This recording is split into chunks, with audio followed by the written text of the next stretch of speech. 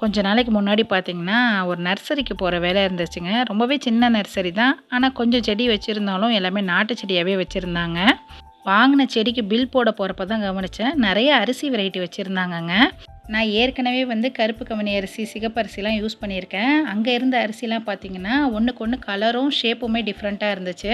அங்க இருந்த ஒரு அக்கா அது என்னென்ன அரிசி, அதுக்கப்புறம் அது எது எதுக்கு நல்லதுன்னும் எனக்கு சொன்னாங்க. பூங்காறு, காட்டு யானம், ரத்தசாலின்னு சொல்லிட்டு நெறையா வெரைட்டி சொன்னாங்கங்க. குறிப்பா அந்த பொம்பள பிள்ளைங்களுக்கு பூங்காறு, ரத்தசாலி அரிசிலாம் ரொம்பவே நல்லதுன்னு சொல்லியிருந்தாங்க. சரின்னு சொல்லிட்டு நானும் 1/2 கிலோ ஃபர்ஸ்ட்டு வாங்கிட்டு வந்திருந்தேன். அதில ஃபர்ஸ்ட் டைம் கஞ்சி செஞ்சு பார்த்தேன். பூங்காறு அரிசியில ரொம்பவே டேஸ்ட்டு நல்லா இருந்துச்சுங்க. ரைஸோட ஸ்மெல் அவ்வளோ நல்லா இருந்துச்சு. நான் ஃபர்ஸ்ட் டைம் செய்கிறதுனால அரிசிய முதல் நாள் நைட்டே ஊற வச்சுட்டேன்.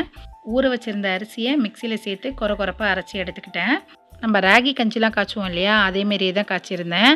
4 கப் தண்ணி சேர்த்தேன். கூடவே அரிசி ஊற வச்சிருந்த தண்ணியும் சேர்த்துக்கிட்டேன். அடி பிடிக்காம கொஞ்சம் நேரம் கிண்டிக்கிட்டே இருக்கிற மாரி இருக்கும். நான் ஜவ்வரிசியும் கொஞ்சம் சேர்த்துருந்தேன். ஜவ்வரிசி ஆப்ஷனல் தான். தேவைப்பட்டா சேர்த்துக்கோங்க.